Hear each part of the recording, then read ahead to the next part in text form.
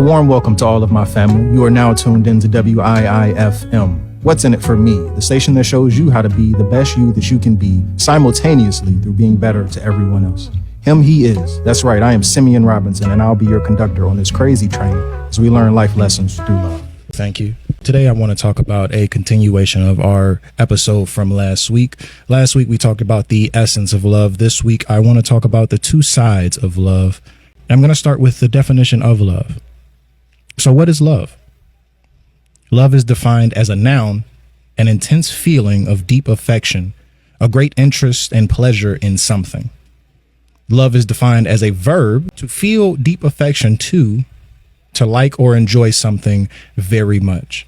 Now, the overall definition of love is very easy to see, is very easy to have. So we want to get a deeper definition and we want to have a deeper understanding of love today. So where is love? Where are you looking is the question that you need to ask. And where are you avoiding or afraid to go to find that love? So many people do know where they need to look to find that love. But whenever they go to those places, that is what is hurting them.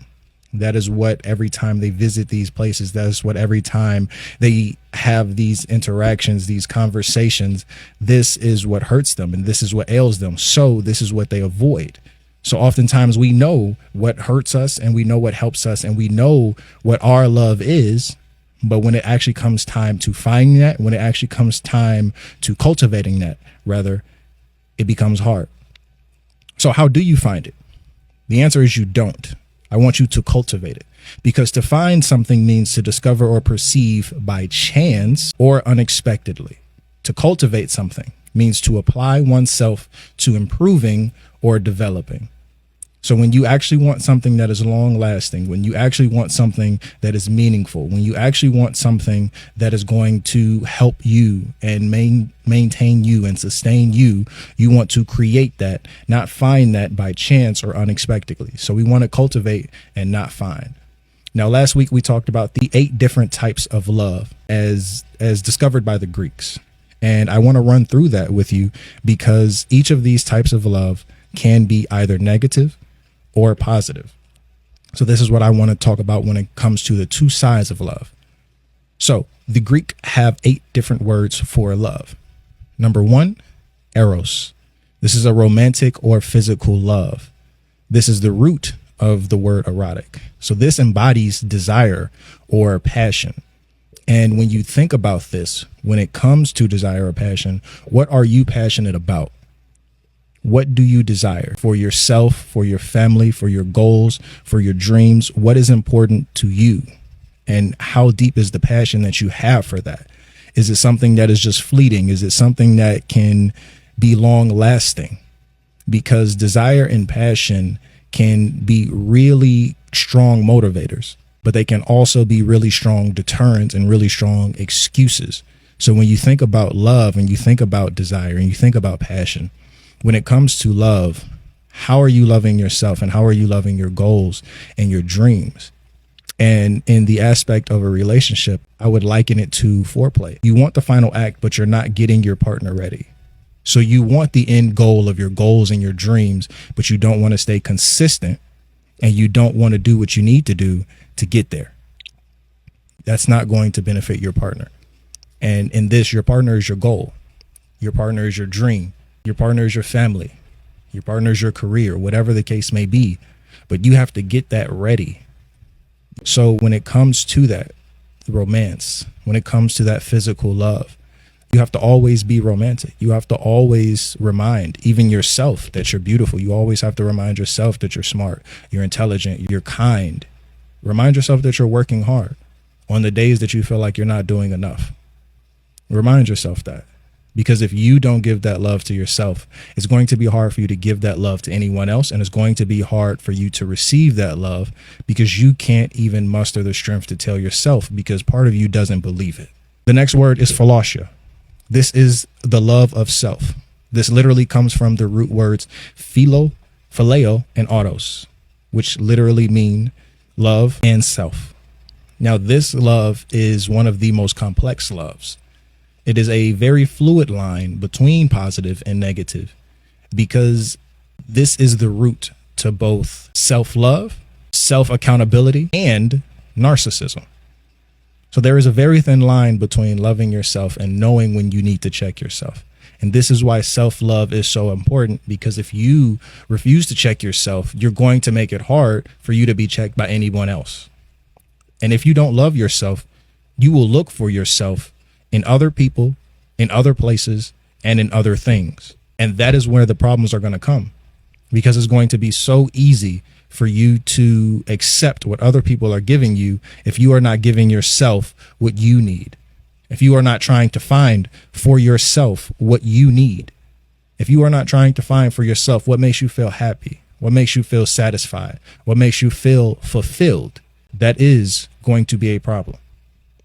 And relationships with others are usually a representation of the relationship that you have with yourself. So the next time that you're wondering why your romantic relationships aren't working, your familial relationships aren't working, your relationships with your coworkers or whatever the case is, do a check on the relationship with yourself. How happy are you making yourself? How sad are you making yourself? Do you need to be humbled? Have you been humbled? And how are you handling that? How are you learning from yourself? And how are you loving yourself in this time, in this space, so that you can move forward and move forward positively, not just move forward because you have to. It's really easy to move forward because life is going to go on regardless. But you want to move forward and progress, two very different things. So you cannot fulfill Jesus's commandment if you do not love yourself. The commandment that he gave in Matthew 22, he said, the great commandment is obviously to love God with all of your heart, all of your soul, all of your mind. And he said, the second great commandment is like the first. Love your neighbor as you love yourself. You cannot love your neighbor as you love yourself if you do not learn to love yourself. This is one of the reasons why I say the relationship you have with others is most likely and most often the representation of the relationship that you have with yourself. It's going to be hard to love your neighbor as you love yourself if you don't love yourself. And you're going to be like, oh, well, I do this to me, and this is how I talk to me, and this is okay with me, but that shouldn't be okay with you. And if you don't take the time to sit down and say, okay, cool, I've been accepting this, I've been allowing this, I've been maybe even enabling this in my life, I'm going to be doing that, and I'm going to be perpetuating that in other people's lives. This is why maybe some of your family members or some of your so-called friends who have told you not to dream so big, who have told you to be more realistic, who have told you that it's okay that things don't work out, because this is how they think. So what has made them cope with life, they have no problem telling you this is how you can cope with life. So love yourself so that you can fulfill the great commandment. It's going to be hard to love God if you're not loving yourself, and it's going to be hard to love others if you are not loving yourself. This is why this is important. And the next word is pragma. This is a practical or a compatible love. This focuses on similarities or shared thoughts and goals. This is a great love because when one is gathered together, he can do good. But when two or three are gathered together, they can do great. And if you are gathered together in a like-minded fashion, and you are gathered together for one goal, and you are gathered together in the way that you are attempting and reaching after that goal, whether it be for your family, whether it be for your neighborhood, whether it be for your church, whether it be for your job, your organization, whatever the case is, this is practical. You're thinking about what works best for you, what works best for them, and usually it's one and the same thing. This is amazing for positive traits. The flip side to that coin is very traumatizing for negative ones. Because the second that you remove that compatibility, the second that you remove that one similar trait, that one similar action, that one similar sin, that becomes the second that you have to remove that person, most likely. Because if they are only around you when you're drinking, or if they're only around you when you're smoking, if they're only around you when you're wasting time, if they're only around you when you're making excuses, if they're only around you when you're blaming everyone else, if they're only around you when you're being lazy, the second that you start to go to the gym, now they're going to say, oh, you think you're better. That's the goal. I'm trying to be better. I would like for you to be better with me, but you can't make other people want better for themselves. So this is why I say it's great when you both are already on the same page. It can be bad the second that you remove that page or you turn to a different page, because oftentimes people do not want to move from where they feel comfortable. So what is practical for a lot of people is to stay where they feel comfortable. So pragma is very good to find that compatibility. It's very good to find that like-mindedness. But when you grow, you have to make sure that the like-mindedness remains, because if one person grows, you're either growing apart or you're growing in a different direction. And all growth does not mean it's positive. All growth does not mean it's positive. You can gain weight by gaining muscle or fat. It's a huge difference when you gain muscle. It's a huge difference when you gain fat. So all growth is not positive. Please remember that. The next word is philia. This is the word for friendship, a shared belief and value. And philia and pragma are similar. Philia means belonging to a group, a team, a demographic, if you will. This is easier to find love in natural similarities. I say natural similarities because pragma speaks to interests, as opposed to philia is, as a black man, I can navigate towards other men or other men who are black. That is what I mean when I say a demographic. So this is very easy for people to feel familiar with people who look like them, or with people who come from, or with people who you assume come from a similar background. This gives us a sense of belonging. This gives us a sense of, I found my tribe. I have found my people. And this is great because that sense of family outside of blood gives us a different meaning. You have the family you've been given and you have the family you choose. The family that I have chosen over the past, let's say, year have helped me tremendously. And I have never met most of these people. Most of the people that I speak to, most of the people that I give answers to, most of the people I pray over, most of the people that I help, I've never seen them a day in my life. But they will support me more than the people who share my blood, sadly, oftentimes. So you have the family that you were given, and then you have the family that you've chosen. So you have to be aware of the choices that you're making. And if you are surrounding yourself with people who agree with your bad choices, it's going to be hard for you. It's going to be even harder for you to make better ones. It's going to be very hard for you to make better ones if you continue to surround yourself with the people who are enabling your negative choices and decisions. This can be a very thin line between preference and prohibitions. This can be a very thin line between preference and prohibitions, because it is totally fine to prefer one thing over another. But oftentimes we blind ourselves and don't realize that we have taken away an entire option simply because we feel that we belong to this. We feel comfortable in this. We feel that this is what's best for us. So we never even take the time to try to find something else. Our tribe has always been our tribe. Our neighborhood has always been our neighborhood. Growing up as a young black man in the West Side hoods of Chicago, every single block was a tribe. Every single block was different. So the second that you go down that street, my grandma said, hey, don't turn that corner. The second that you turn that corner, that's a whole different block. And people will do crazy things for their block. Meanwhile, these are not your family, but you feel a sense of belonging. Same way when it comes to groups, same way when it comes to gangs, same way when it comes to a lot of negative things. If you feel that you belong and these people are enabling you to make the wrong decisions, it's going to be even harder for you to break away and love yourself, because the love that you have found in them is only going to push you down a more negative path. And I want to give you the definition of the word friend.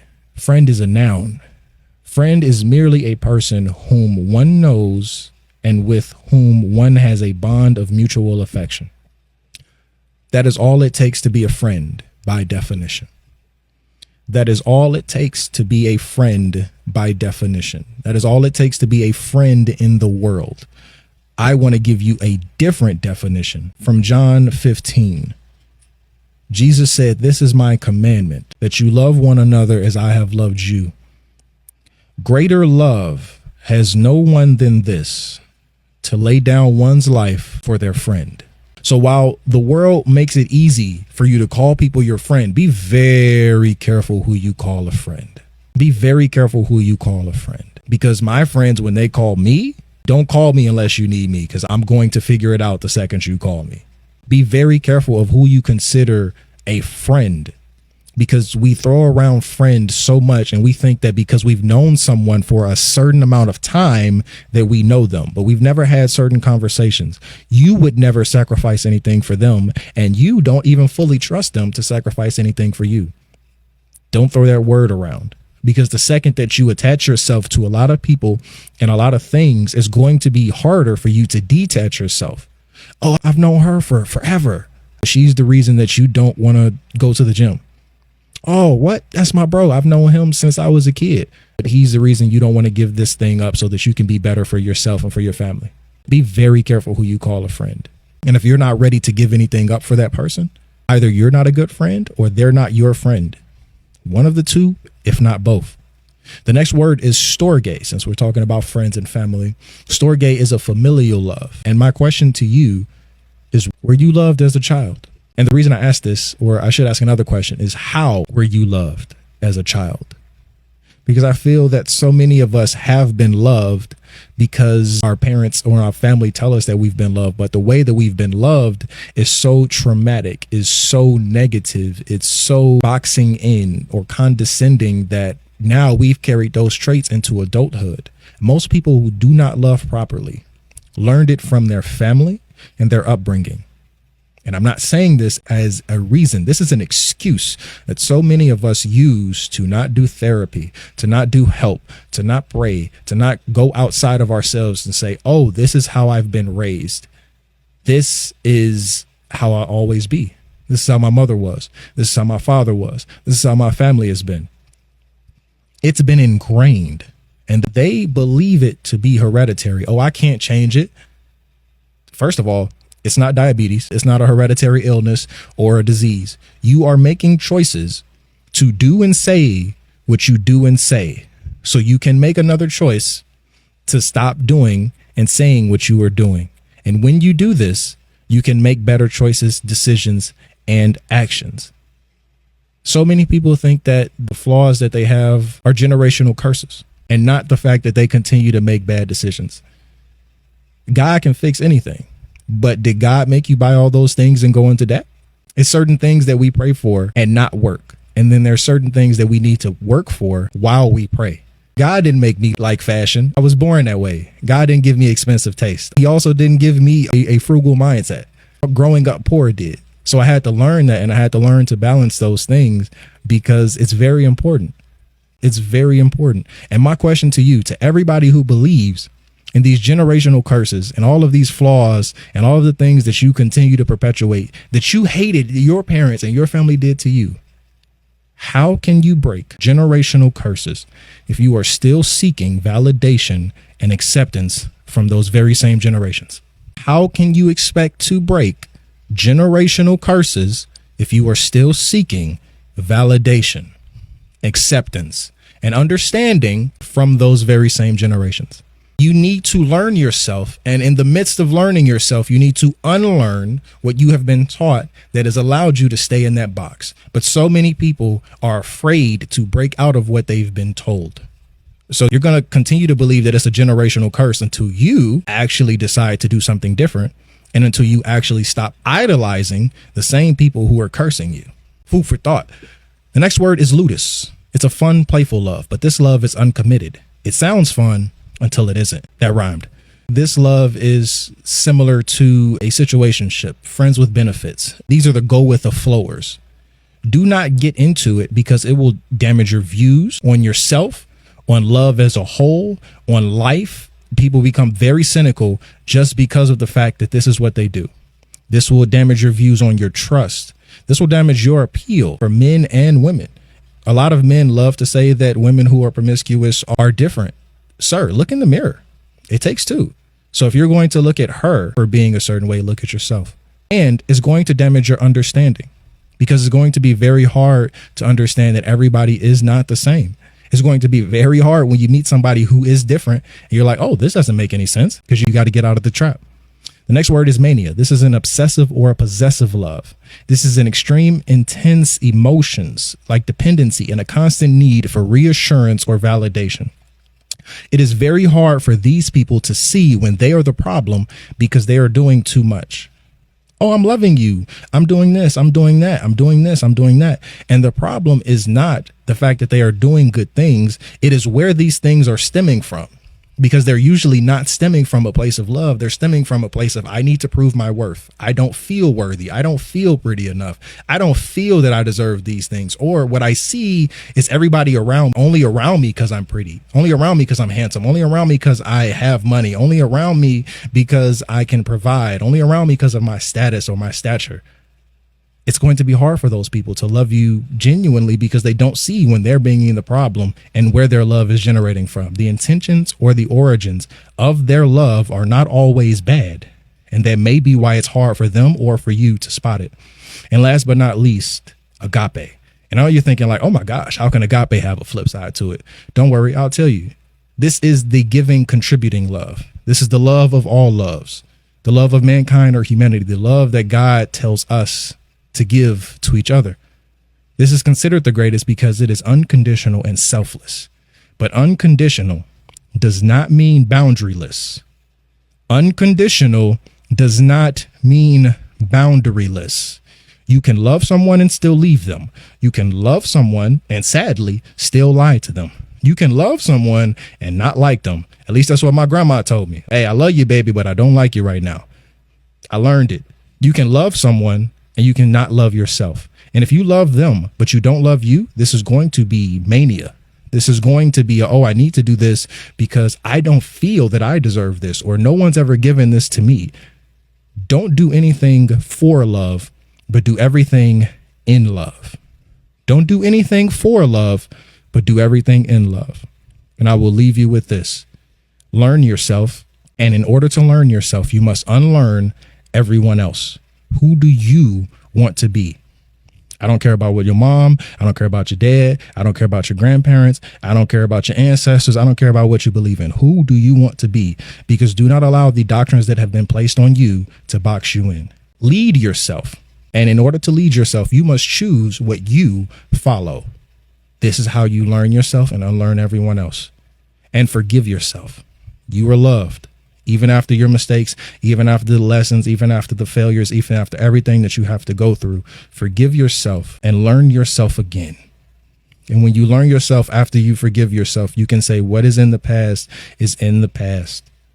And I've learned from it and it has made me a new creature. 2 Corinthians 5:17 says anybody who is in God is now a new creature. So if you believe, then you have to receive.